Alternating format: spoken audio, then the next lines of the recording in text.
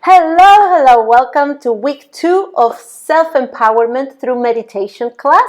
Very happy to have you there.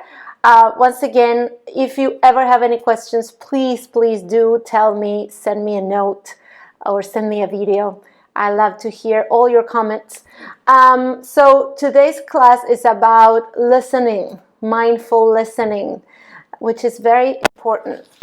It's a very important part of being aware and being present. So the entire class really promotes, like I said, it's self-awareness and self-empowerment.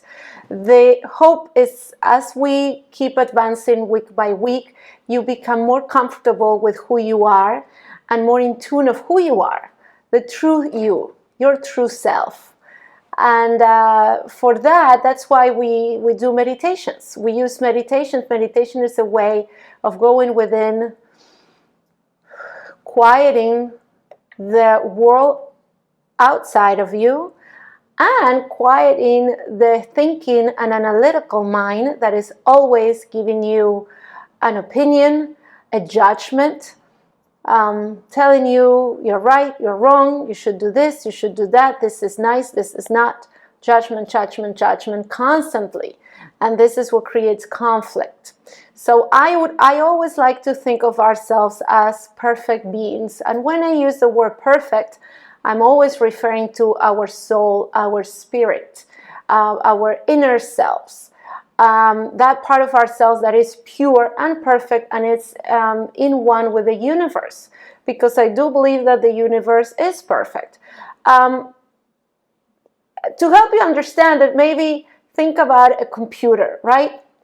The computer is very precise. So if we don't call it perfect, let's call it precise.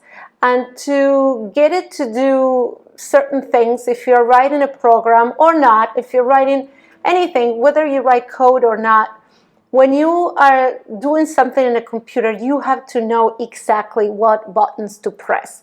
If you press the wrong thing, the result that you want is not going to happen. The action that you intended to do is not going to happen. You're not going to do it. So you have to be precise, because it is perfect. It's perfection. It can be almost, right? If you want to write a question mark, you have to press the question mark button. If you press the exclamation mark, it's not going to be a question mark. If you press the letter A or the B or the dot or the 3 or the 5, it's not going to be a question mark. For you to get the question mark, it has to be precise, it has to be exact, it has to be a perfect button. Tecla, how do you say? You know what I mean. All right, so we are wired the same way. I know it sounds maybe a little funny. I'm trying to keep this as mainstream as possible. I'm trying to not incorporate any thought of God or religion into the practice, because that's also something that OutSchool, this platform, doesn't allow. So I'm trying to keep it very secular. That's why I'm comparing ourselves with computers, so forgive me if this offends you. But just to give you an understanding of how our bodies and our minds and our brains are wired, we are like very special, very intricate, like little computers. And we are perfect. We work perfectly. Everything works flawlessly as long as we are in alignment. And when I say that, I'm referring to, your breathing, your digestion, your heart pumping blood to all your organs and your extremities and every part of your body. Everything is working together to make you the person that you are, right? And then we have a mind, and we have a soul, and we have a spirit, which I can also make it more mainstream, but I don't want to get into that now. That part of you is kind of like it's like the hard drive of the computer, and that runs everything, and that is what is perfect. So every time I use the word perfect, I say we are perfect or you are perfect. That's what I am referring to. And I notice I always get people don't like that. They don't like to hear you are perfect, or I am perfect, or we are perfect. They don't like that word. I notice that a lot, and I notice this with kids, 8 years old, 7, 10, 13, every age, and adults, every adult. You're not perfect, you're not perfect, nobody's perfect, nobody's perfect. And they seem to get comfort in the notion of nobody's perfect. I don't know why that is an encouraging statement. I don't understand it. I disagree. I think the opposite. I think we are flawless and perfect. We are perfectly designed to do well and to do great. And the issue is that we don't operate from our core, from our inner guidance, right? From that part of ourselves that is perfect, because the core is perfect. Then the rest of it, then it comes the layers and the thinking mind and the analytical mind and the physical, right? You should be like this, you should be like that, you should be taller or thinner or whatever. And then we put those opinions into whether we are, perfect or not. Whether you're good at math or you're good at speaking or you're good at gymnastics or sports or you're not. And because you're not good at something, then you're not perfect. But that's a fallacy. That is flawed thinking. It's not that way. That's not how it works. You are perfect the way you are. The trick, people, is to figure out what are you meant to be doing? What are you good for? What is your essence? What is that special something that is you, that you should identify with, right? Anyway, I think I'm talking too much. What I am trying to say is that I am trying to help you minimize frustration from life. Frustration comes from having unrealistic expectations of yourself and of others outside of you. So you will see this all the time. People get angry, get upset, get frustrated when people cut them off online. And I was at the supermarket the other day and people were fighting who was first in line to the register and who was not. See, now I'm fidgeting about my hair.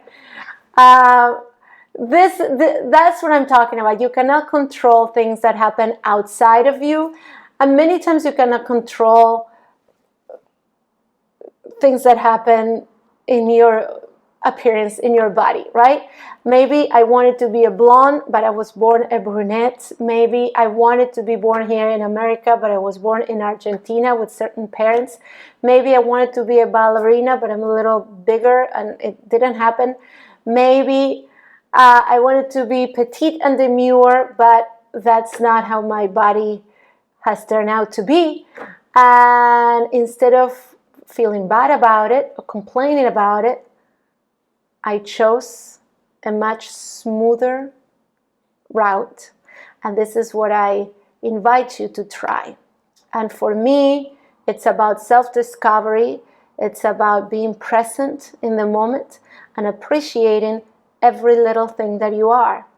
And if you start with the premise that you are perfect, that you were made perfect, just as you are, and if you can see everything about you as ideal and perfect for what it's meant to be.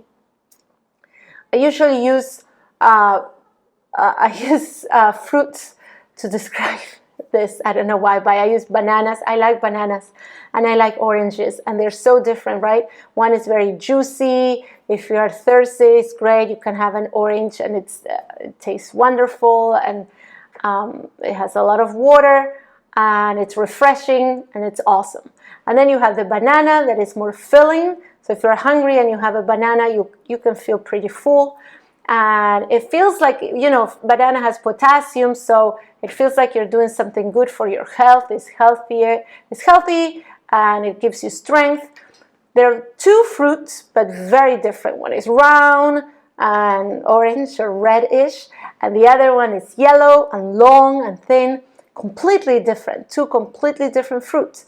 So you imagine what would happen if one of them would want to be like the other and complain. Oh, I want to be like a banana. Oh, look at me, I'm brown and small. Ah. I know it sounds so crazy and silly, but this is what we do.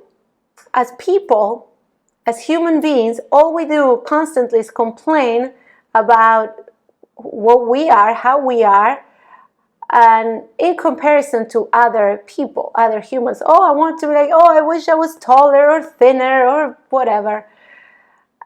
And if you were able to look at yourself from the outside and from a more truer, more genuine place, you would realize you'd say what you would say about a banana and an orange. Hey, you're both wonderful. You're both positive. You're both good. You're both useful. You're both necessary. Sometimes I want a banana. Sometimes I want to have an orange. Completely different, but both equally appealing to me. I love them. Those are my favorite fruits. I also like watermelon a lot, but there was not a lot of watermelon growing up. Back home, we could only have them in the summer. Back in the day, you didn't have fruits all year round. But bananas and oranges we have any day, any time of the year, so that's why I like them. Anyway, so that was a long way to say that today, even though today's lesson might seem a little simple, it is equally important because it's where we start. And it could be challenging for some of us. Like, I am a very hyper person, so for me to calm down and to slow down has always been a challenge. And now this is why I teach this. But if you can join me, I'll do my very best to make a very nice and relaxing meditation that you can do. So for today, we are going to learn about mindful listening. And what that entails is that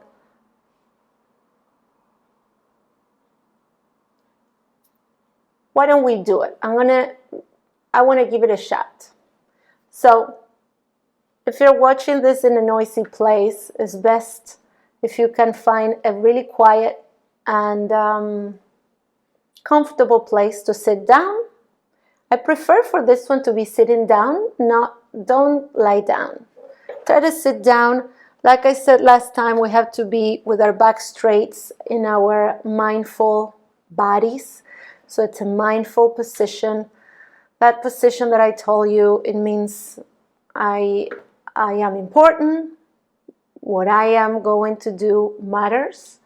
And I take myself seriously. And that's what happens. So let's sit up straight. So I want to start by playing this bell. I'm going to hit it once. And I suggest you close your eyes and pay attention. See how long you continue to hear this sound for. Okay? So let's start. Close your eyes. Take a deep breath. And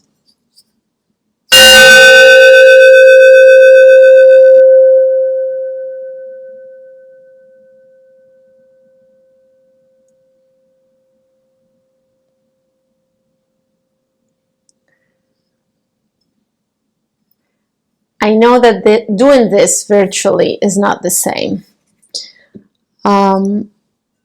I hope you got the experience, and it's easier for me because I'm holding it so it vibrates, so I can hear the vibration, right?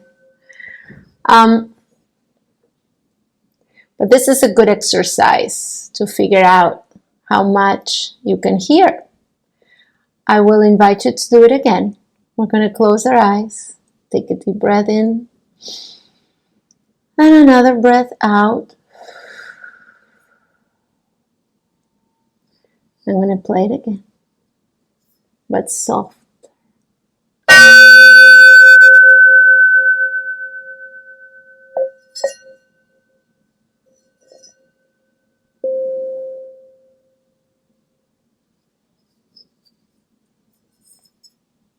Can you hear it?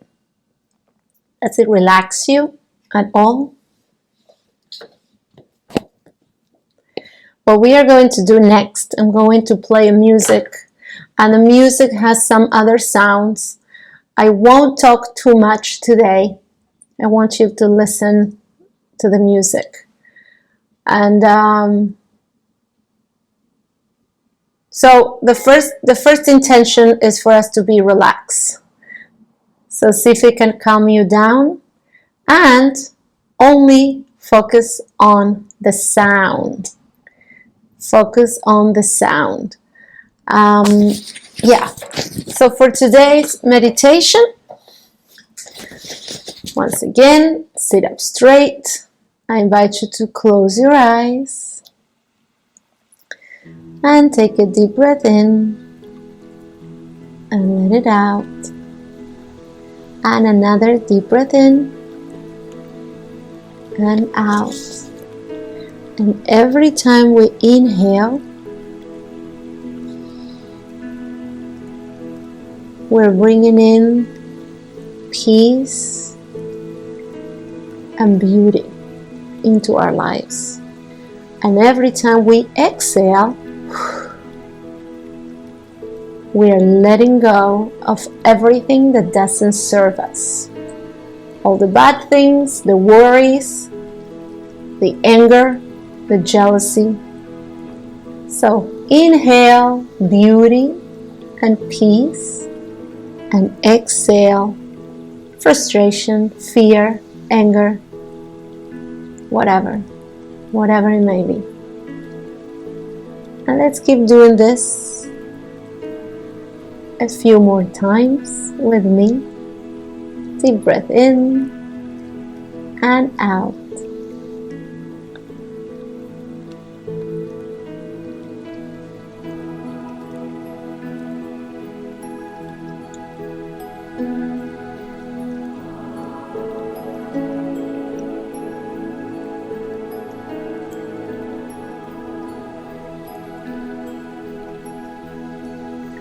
I always like to picture a white light coming from the top of my head.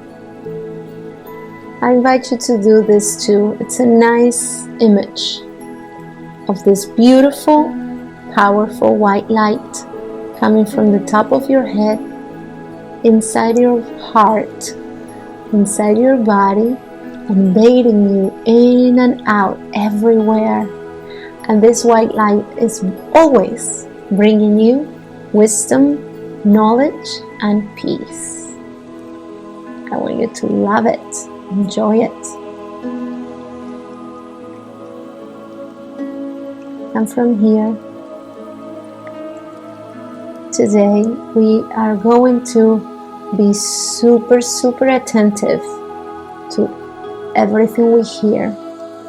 Today we are testing how good we are with listening.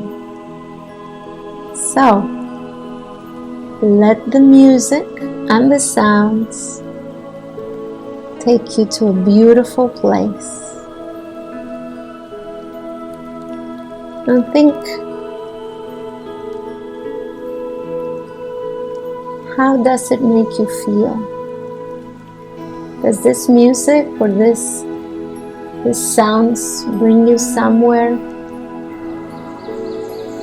Also, while we're doing this, let's be mindful about other sounds that we may hear. Just notice them. Maybe someone closed the door behind us, or the dog is barking, or there's traffic. Whatever it is, acknowledge it. It is. That's great.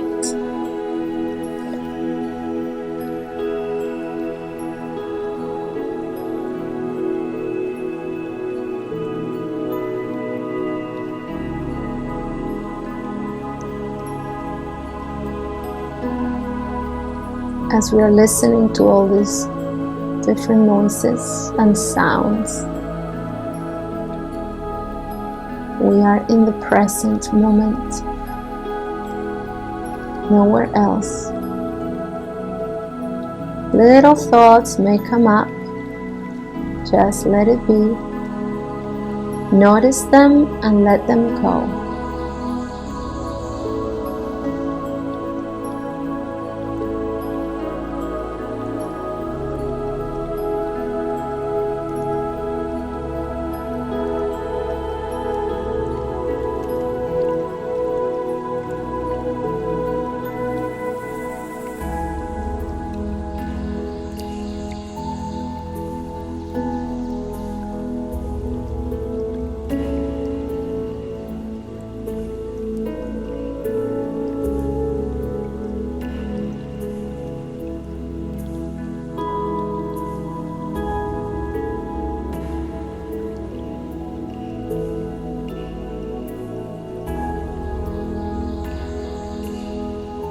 And we're going to sit here with this music for a while and feel how relaxed, how peaceful, and how present we are.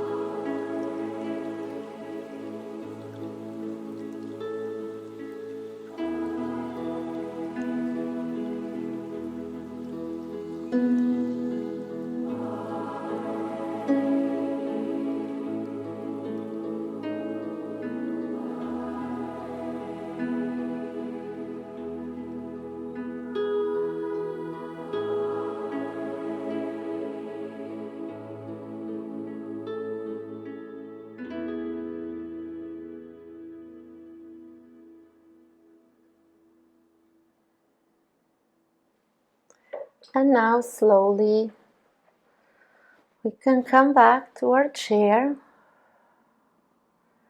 When you're ready, you can open your eyes, wiggle your toes, stretch your arms, my water bottle, stretch.